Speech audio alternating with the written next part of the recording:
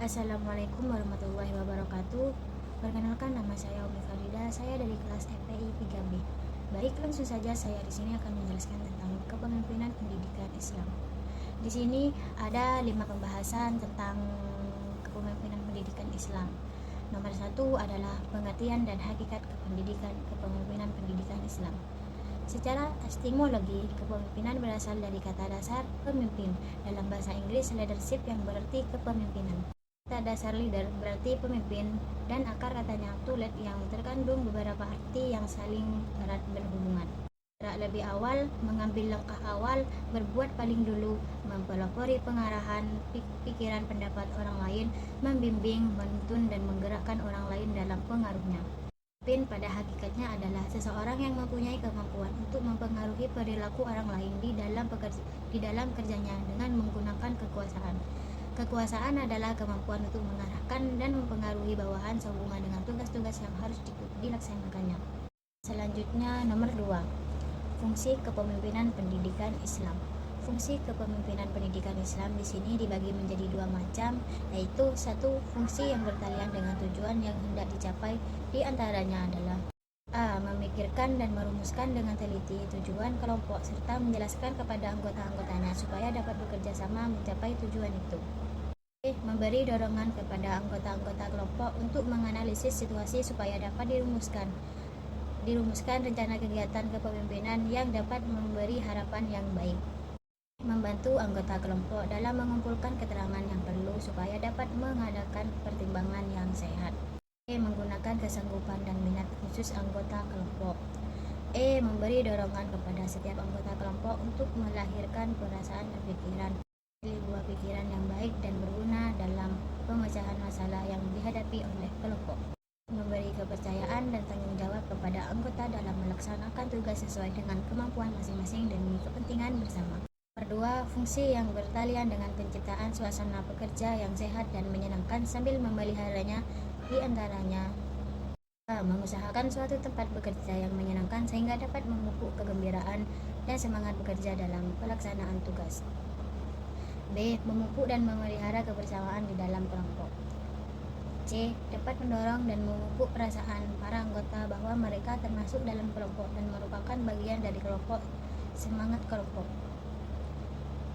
kelompok dapat dibentuk melalui penghargaan terhadap usaha setiap anggota atau kelompok demi kepentingan kelompok dan melalui social activities. D. Menggunakan kelebihan yang dimilikinya bukan untuk berkuasa untuk mendominasi, melainkan sebagai sumbangan terhadap kelompok demi mencapai tujuan bersama. Selanjutnya adalah nomor 3, teori-teori kepemimpinan pendidikan Islam. Ada beberapa teori. Nomor 1, teori suportif. Teori ini juga dikenal sebagai teori partisipatif atau teori kepemimpinan demokratis. Dalam teori ini, pemimpin membimbing pengikutnya melalui kebijakan tertentu dan menciptakan lingkungan kerja yang menyenangkan. Teori otokratis.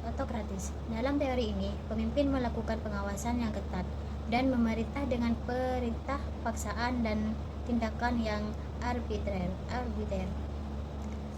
Kepemimpinan bebas, laissez-faire leadership. Dalam teori ini, pemimpin memberikan kebebasan kepada bawahan untuk membuat keputusan secara mandiri. Selain itu, kepemimpinan dalam pendidikan Islam juga dapat diartikan sebagai kemampuan untuk mengarahkan, memotivasi, menggerakkan, melatih, dan mengatur agar organisasi dapat berjalan dengan baik. Pemimpin dalam pendidikan Islam harus memiliki komitmen yang kuat terhadap nilai-nilai moral dan etika Islam, dan menjadi teladan bagi siswa dan staf sekolah. Selanjutnya adalah nomor 4, syarat-syarat kepemimpinan pendidikan Islam. Dalam ajaran Islam, memilih pemimpin adalah kewajiban agama yang tidak boleh diabaikan. Sabda Rasulullah SAW, tidak halal atau tidak dibenarkan bagi 3 orang muslim yang berdiam di suatu tempat, kecuali apabila mereka memilih dan mengangkat salah satu di antara mereka sebagai pemimpin. Hadis riwayat Abu Daud. Dalam konteks memilih pemimpin Islam, memberikan syarat-syarat seorang yang layak dijadikan pemimpin antara 1. Beragama Islam, beriman dan bertakwa. Karena setiap kepemimpinan itu terkait dengan pencapaian suatu cita-cita, maka kepemimpinan itu harus berada di dalam genggaman tangan seorang pemimpin yang beriman kepada Allah Subhanahu wa taala. Allah Subhanahu wa taala dengan tegas melarang kita untuk mengangkat atau menjadikan orang-orang kafir sebagai pemimpin atau pelindung. Dengan meninggalkan merupakan orang-orang mukmin. Barang siapa yang berbuat demikian, niscaya lepaslah ia dari pertolongan Allah. Nomor 2 adalah mempunyai moralitas yang baik, yaitu tidak gemar melakukan perbuatan dosa dan maksiat seperti korupsi, manipulasi, dusta, dan khianat. Para pemimpin itu hendaklah berakhlak terpuji, senantiasa berkata jujur, teguh, memegang amanah, dan tidak suka bermaksiat kepada Allah. Berilmu pengetahuan selayaknya seseorang yang dipilih sebagai pemimpin mempunyai pengetahuan yang mencakup pengetahuan tentang administrasi negara, politik, hukum, dan yang terpenting adalah pengetahuan agama.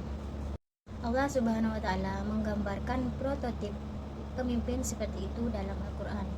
Yesus berkata, "Jadikanlah aku bendaharawan negara Mesir. Sesungguhnya aku adalah orang yang pandai menjaga lagi berpengetahuan." Nomor 4, mempunyai kemampuan. Seseorang pemimpin itu hendaknya seseorang yang kokoh iman dan takwanya, mulia akhlaknya, dan mampu bersikap adil dan jujur, berilmu dan cerdas, mampu menjalankan tugas, kompeten dan konsekuen, istiqomah, memikul tanggung jawab yang diamanahkan kepadanya, sehat jasmani dan rohaninya, dan ia harus memiliki kemampuan dan keberanian untuk menegakkan keadilan serta melaksanakan amar ma'ruf nahi munkar. Nomor 5, mempunyai kepedulian tinggi kepada rakyat dan mempunyai kasih sayang. Selanjutnya di sini nomor 5.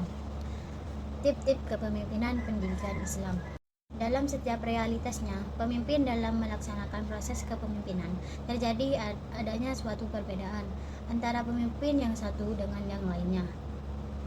Hal ini sebagaimana menurut GT teori seperti yang dikutip dalam Maman Ukas bahwa terdapat 6 tip kepemimpinan, yaitu sebagai berikut. Nomor 1, tip kepemimpinan pribadi, personal leadership. Dalam sistem kepemimpinan ini, segala sesuatu tindakan itu dilakukan dengan mengadakan kontak pribadi. Petunjuk itu dilakukan secara lisan atau langsung dilakukan secara pribadi oleh pemimpin yang bersangkutan.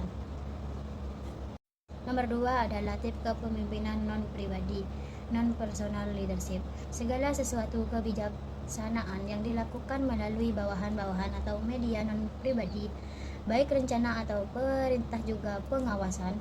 3, tip kepemimpinan otoriter, authoritarian leadership. Pemimpin otoriter biasanya bekerja keras, sungguh-sungguh, teliti dan tertib. Ia bekerja menuntut peraturan-peraturan yang berlaku secara ketat dan instruksi-instruksinya harus ditaati. 4, tip kepemimpinan demokratis, democratic leadership. Pemimpin yang demokratis menganggap dirinya sebagai bagian dari kelompoknya dan bersama-sama dengan kelompoknya berusaha bertanggung jawab tentang melaksanakannya tugas bersama, agar setiap anggota turut bertanggung jawab. Seluruh anggota ikut serta dalam segala kegiatan perencanaan, penyelenggaraan, pengawasan, dan penilaian. Cukup sampai di sini saja penjelasan dari saya, kurang lebihnya mohon maaf. Wassalamualaikum warahmatullahi wabarakatuh.